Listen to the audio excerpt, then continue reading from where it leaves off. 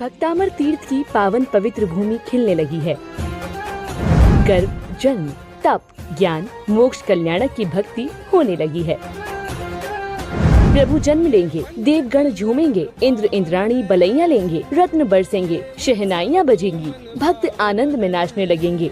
जी हाँ, कुछ ऐसा ही दृश्य देखने को मिलेगा भक्तामर तीर्थ यवत महाराष्ट्र में 7 दिसंबर से 11 दिसंबर 2024 तक आयोजित होने वाले इस पंचकल्याणक प्रतिष्ठा महोत्सव में भक्तामर वाले बाबा डॉक्टर आचार्य श्री प्रणाम सागर जी महाराज की पावन प्रेरणा से उन्हीं की जन्म स्थली पर भक्तामर तीर्थ कलश मंदिर का नव निर्माण हुआ, जिसका पंचकल्याणक प्रतिष्ठा महोत्सव बड़े ही भव्य रूप से आयोजित होने जा रहा है।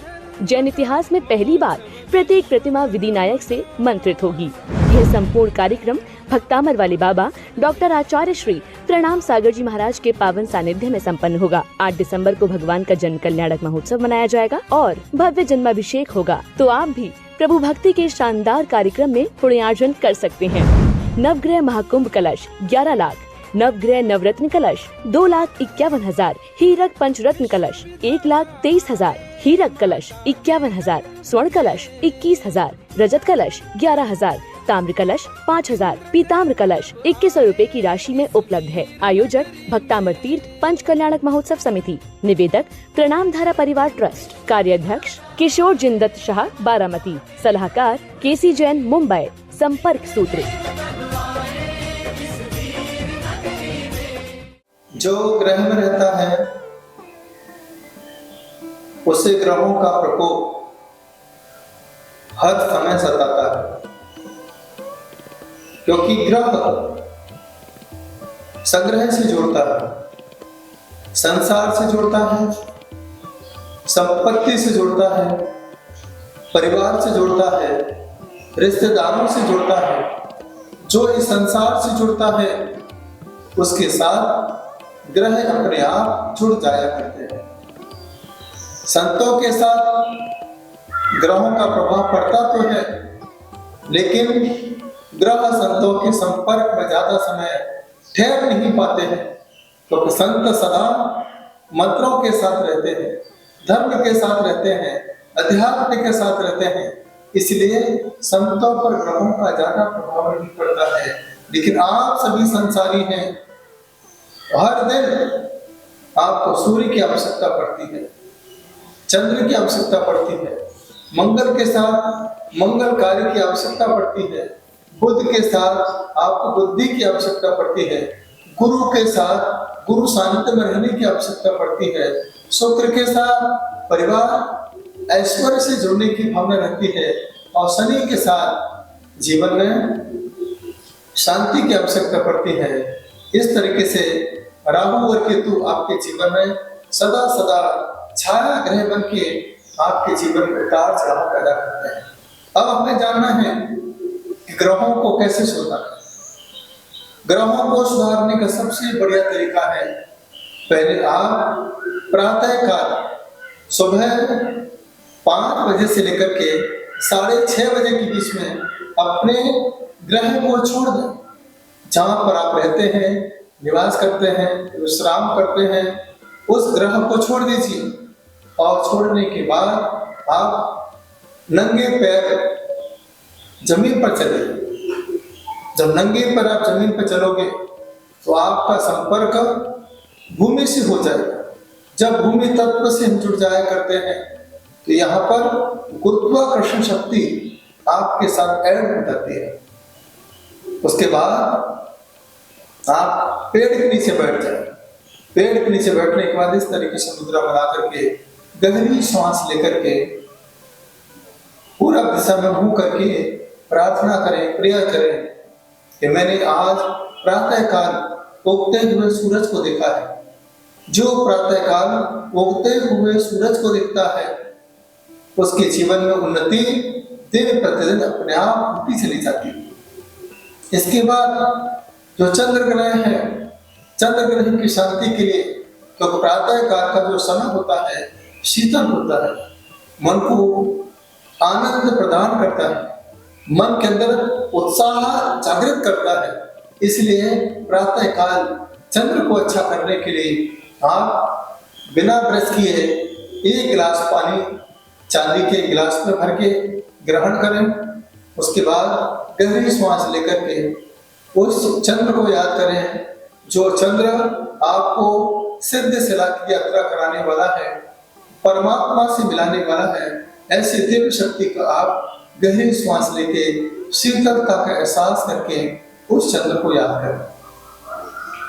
मंगल के लिए आप देखिए वृक्ष के नीचे बैठे हैं, पक्षियों की जो आवाज है जो आप सुन रहे हैं पूरे मनोभाव के साथ,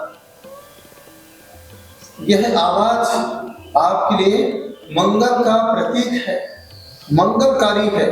जिस प्रकार से प्रातःकाल मंदिर में घंटियां बजा करती हैं, पक्षियों की जो कलरव हुआ करता है, चहचहाहट हुआ करती है, यह सब मंगल वाद्य हैं।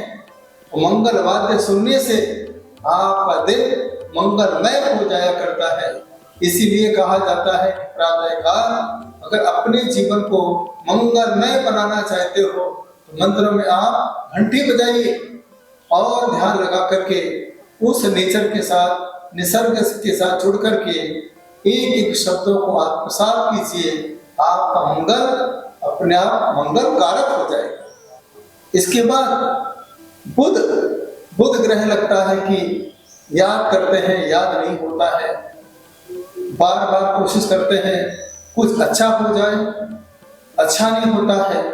तो बुद्धि के लिए सबसे अच्छा उपाय यही है कि आप प्रातःकाल सुबह, जो मैंने आपको समय बताया है, तो सुबह का समय माँ सरस्वती का होता है, माँ जिनवाणी का होता है, शारदा का होता है, क्योंकि सुबह सुबह आपको सरस्वती मिलती है और 9 बजे के बाद आपको लक्ष्मी मिला करती है। समय देखिए, क्योंकि सुबह सुबह व्यक्ति हर दिन मंदिर में जाता है, प्रभु को याद करता है, स्वाध्याय करता है, बच्चे स्कूल जाते हैं, वहां जाके पढ़ाई करते हैं। तो सुबह सुबह बच्चे 4:10 से लेकर के 6:30, 7, 8 बजे तक पढ़ाई करेंगे तो नियम से उनकी बुद्धि का विकास होता चला जाएगा। तो बड़े लोग जो हैं, जो जॉब करते हैं, वह सुबह प्रातःकाल उठ करके सुंदर भावों के साथ, मनोभाव के साथ वृक्ष के नीचे बैठे, आम्र वृक्ष के नीचे बैठे, बैठ करके पूरा दिशा में मुंह करके साधना करें, गहरी श्वास लेकर के सिर्फ उस हरियाली पर ध्यान केंद्रित करें। जैसे प्रभु यह धरती आपके प्रभाव से हरी भरी हो रही है, उसी प्रकार से मेरा जीवन भी हरा भरा होना चाहिए। ऐसे भाव के साथ गहरी श्वास लेते हुए उस हरियाली को अपने अंदर आत्मसात करते रहें। धीरे धीरे आपकी बुद्धि का विकास होता जाएगा, एक नई ऊर्जा आपको अपने आप प्राप्त होती जाएगी। इसके बाद गुरु के लिए क्या करें? मैं देखिए अभी आपको प्रातःकाल की बेला के समय क्या करें जैसे हमारे ग्रह अपने आप प्रभावित हो जाए। सुबह सुबह हमें कुछ नहीं करना है, प्रातः का ध्यान लगाना है। ध्यान लगा करके पीले कलर को याद करना है, जिस गुरु को हमने अपना गुरु बनाया है उसको ध्यान में लाना है और ओम ओम ओम का जाप आपको करना है। यदि मंदिर में गुरु जी हो तो आप गुरु का हल्दी के जल से पाद प्रक्षालन करें, गुरु का आशीर्वाद प्राप्त होगा, आपका गुरुत्वाकर्षण शक्ति बढ़ेगी और गुरु के प्रभाव से ही आपके जीवन में जो नहीं मिला है वह आपको गुरु के प्रभाव से मिल सकता है। इस सृष्टि में गुरु बलवान है, इसलिए इस धरती को गुरुत्वाकर्षण कहते हैं। इसके आकर्षण से ही आपका जीवन अनायास आनंदित हो सकता है, प्रसन्नचित्त हो सकता है। इसके बाद शुक्र ग्रह के लिए जो डायबिटिक हैं, शुक्र ग्रह के लिए ऐश्वर्य की प्राप्ति होती है। इसके लिए हमें कुछ नहीं करना है। प्रातःकाल आपको कम से कम 1 किलोमीटर नंगे पैर चलना है। नंगे पैर चलने के बाद आपको नदी हो, तालाब हो, समुद्र हो, उसके सामने बैठ करके आपको कुछ नहीं बोलना है। बैठ करके वहां की वर्गणाओं को, एनर्जी को आत्मसात करना है। गहरी श्वास लेना है रोकना है और छोड़ते जाना है। यह प्रयोग आप हर दिन करते रहेंगे, आपका शुक्र अपने आप प्रबल हो जाएगा। शनि के लिए क्या करें? शनि का सबसे अच्छा उपाय यही है, सुबह सुबह सूर्य निकलने के पहले उठना है। उठने के बाद आपको नंगे पैर चलना है। चप्पल पहन के चलोगे, शनि और आपका साथी बन जाएगा, नेगेटिविटी बढ़ती जाएगी। चमड़े की चप्पलों का त्याग करें। नंगे पैर आपको मंदिर जाना है, कभी जूते चप्पल पहन के आपको मंदिर नहीं जाना। सुबह सुबह आप जब भी चलें नंगे पैर चलेंगे, काली वाली मिट्टी पर चलिए या फिर खुली जगह पर चलेंगे, सीमेंट वाली जगह पर नहीं चलना है। जहां पर मिट्टी ज्यादा हो, रेत पे भी आप चल सकते हैं, समुद्र के किनारे, इससे भी शनि प्रबल होता है। शनि हो, राहु हो, केतु है, ये अपने आप प्रभावित होते हैं और आपके जीवन में जो काम आज तक नहीं हुआ वह काम आपका इस कार्य के प्रभाव से सानंद संपन्न हो सकता है। अगर आप कहते हैं कि मुझे नहीं मालूम कौन सा ग्रह कैसा है, सूर्य कैसा है, चंद्रमा कैसा है, मंगल कैसा है, बुध कैसा है, गुरु कैसा है, शुक्र कैसा है, शनि कैसा है, राहु और केतु कैसा है, हम ज्योतिष तो नहीं जानते हैं, लेकिन अपने सभी ग्रहों को अच्छा कैसा बनाए, एक ही उपाय इसके लिए है। ध्यान से सुनिएगा। कुछ नहीं करना है, कुछ नहीं आता है, बहुत अच्छी बात है। आता है, हर दिन आपको विकल्प होगा, आज सोमवार है, पता नहीं क्या करें, मंगलवार है क्या करें, मंगल ग्रह से क्या नुकसान होगा, क्या करूं या नहीं करूं। ज्यादा सीखने से भी हमें बहुत सारा नुकसान हो सकता है। लेकिन जिनको कुछ नहीं आता है उनके लिए बहुत सुंदर उपाय है। अगर उनके नगर में गुरु जी आ गए, बस आप गुरु के साथ नंगे पैर पद विहार करें। जो गुरु के साथ नंगे पैर पद विहार करता है, कदम से कदम मिला करके चलता है, तो गुरु जी की साधना की पूरी एनर्जी आपको प्राप्त हो जाती है। और जो गुरु के साथ चलता है उसका गुरु बल अपने आप बढ़ जाता है। जो गुरु के साथ चलता है, गुरु की साधना का जो सूर्य है उसके सूर्य अपने आप प्रभावित हो जाया करता है। जो गुरु के साथ चलता है उसका मन अपने आप चंद्रमा की तरह शीतल हो जाता है। जो गुरु के साथ चलता है वह गुरु के आशीर्वाद से बुद्धिमान हो जाता है। जो गुरु के साथ चलता है उसके जीवन में गुरुत्वाकर्षण बढ़ जाया करता है। जो गुरु के साथ चलता है उसको संसार की सारी सुख सुविधाएं अपने आप प्राप्त हो जाती है। और जो गुरु के साथ चला करता है, शनि राहु केतु उसके सामने हाथ जोड़ के खड़े हो जाते हैं। इस सृष्टि में सबसे बड़ी ताकत गुरु के पास है। गुरु की महिमा वर्णि न जाए, गुरु नाम जपो मन वचन गाए। बस गुरु की महिमा तो अकल्पनीय है, जिसकी हम कभी कल्पना नहीं कर सकते हैं। और गुरु के साथ जो जुड़ जाता है, सारी दुनिया उसके साथ जुड़ जाती है। जो गुरु को समर्पण करता है, सारी दुनिया उसके सामने हाथ जोड़ करके समर्पण करती है। जो गुरु के शब्दों को ध्यान से सुनता है, सारी दुनिया उसके शब्दों पर ध्यान देती है। सब इस दृष्टि में सबसे बड़ी ताकत गुरु हुआ करते हैं। तो आप सभी नवग्रहों को अच्छा बनाना चाहते हो, बस प्रातः काल से अच्छे काम चालू करें। When begin is half done, जब शुरुआत सुप्रभात सूर्य निकलने के साथ होती है, आपका पूरा दिन सूर्य की तरह तेजस्वी होता है, सूर्य की तरह प्रकाशमान होता है, सूर्य की तरह प्रभावशाली हुआ करता है। आपके जीवन में सुख शांति हो, अमन चैन हो, सारे ग्रह आपके संपर्क में रहे। जो ग्रह में रहते हैं, बस ग्रह में रहने के साथ आपके जीवन में सुख शांति हो, अमन चैन हो। बस यही मेरा आपसे निवेदन है। बस आप सुबह प्रातः काल अपने ग्रह को छोड़ दीजिए। ग्रह आपका बाल बाका नहीं कर पाएंगे। ये थोड़ी सी बातें मैंने आपके बीच में रखी है, आप इसे आत्मसात करें और अपने जीवन का कल्याण करें। ओम। जून का महीना बारिश का महीना है। जब तेज बारिश होती है, बहुत सारे जीवों की उत्पत्ति होना प्रारंभ हो जाती है। बहुत सारी बीमारियां घर कर जाती हैं, परेशानी सामने आ जाती है। एक ही उपाय आज आपके बीच में रख रहा हूं। बारिश का महीना है, जून का महीना है।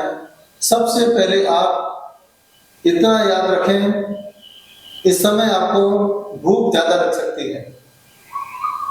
आप घर में ज्यादा रहेंगे, तेज बारिश में आप घर पर ज्यादा समय देंगे, दुकान पे भी बैठेंगे तो ग्राहक कम आएंगे, वहां पर आप ज्यादा समय निकालेंगे। ऐसी स्थिति में जब समय ज्यादा होता है, ज्यादा भूख लगती है, तो आप सबसे पहले नियम बना लें। यदि तेज पानी बरस रहा है, मुझे मालूम है आपको भजिए ज्यादा पसंद आएगी, बेसन की बनी हुई चीजें आपको ज्यादा पसंद आएगी। अगर आप चाहते हैं कि हम जून के महीने में स्वस्थ रहें, निरोगी रहें, तो सबसे पहले आप ठंडे पानी का त्याग कीजिए। आपको कच्चा पानी नहीं पीना है, आप पानी गर्म करके और उसे ठंडा करके पिए, सबसे पहले उपाय। दूसरा उपाय, जब भी आप भोजन करें, सूरज ढलने के पहले आपको भोजन करना है, रात्रि में भोजन नहीं करना है। तीसरी बात, घर में यदि बीमारी से बचना है तो आपको घर में रात को जूठे बर्तन नहीं छोड़ना है। जिनके घरों में रात में जूठे बर्तन छोड़े जाते हैं, उनके घरों में लक्ष्मी स्थान छोड़ देती है और उनके घर में बीमारी घर कर जाती है। तीसरी बात, अपने घरों में जब रसोई घर में भोजन बनाए उस समय आप ध्यान रखें, आग और पानी को एक साथ नहीं रखें। जब तेज पानी बरस रहा हो, थोड़ा सा ध्यान रखें कि तेज आपकी अग्नि ना जले, सावधानी से काम करें। इससे पेट से संबंधित बीमारी, जठराग्नि बंद पड़ती है, बहुत सारी बीमारी आपके सामने आपके खड़ी हो जाती है। कहने का मतलब है, रसोई घर में आप जब भोजन बनाएं उस समय आप भक्त अमर का 40 नंबर का पढ़िए और खड़े खड़े आपको पानी नहीं पीना है, खड़े खड़े आपको नाश्ता नहीं करना है। ये ध्यान आपको सबसे पहले रखना होगा। इसके बाद जून के महीने में जो बच्चे पढ़ते हैं, उनके कमरे में आपको भोजन या बाजार के जो बिस्किट होते हैं, ब्रेड होते हैं, कभी लेकर के नहीं जाना। इसके बाद उनके कमरे में रखना क्या है, फिर कभी रख देना, जिसको पर मराठी में तुरटी कहते हैं, वह आप नॉर्थ ईस्ट कोने में रख सकते हैं। इसके बाद पेपरमेंट होता है, आप उसे नॉर्थ ईस्ट कोने में रख दीजिए। इसके बाद संध्या काल की बेला में कपूर को प्रज्वलित करके पूरे कमरे में घुमाते जाइए। ओम नमो अरहते रक्ष रक्ष ह्रूम फट स्वाहा, इस मंत्र का जाप करते जाइए और पूरे कमरे में आपको घुमाते जाना है।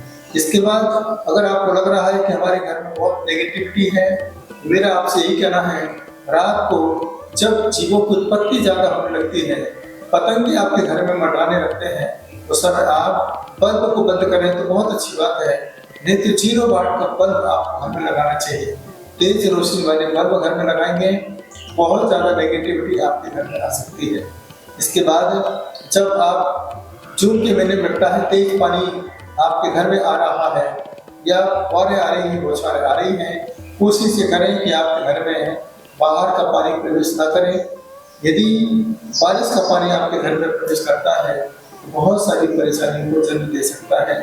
जीवों की उत्पत्ति ज्यादा होगी, बहुत ज्यादा जीवों की हिंसा भी आपके द्वारा हो सकती है। इसके बाद हो सके पानी का दुरुपयोग कम करें, ठंडे में गर्म पानी नहीं बनाएं, गर्म में ठंडा पानी नहीं बनाएं। इस प्रकार के कुछ प्रयोग अगर आप जून बारिश के महीने में करते हैं तो बहुत सारी चीजों से आप बचे रहेंगे। बाहर निकले, छाता लेके निकले, मंदिर जाएं, नंगे पैर जाएं, लेकिन पैरों को पूरी तरीके से धो करके मंदिर जाना चाहिए।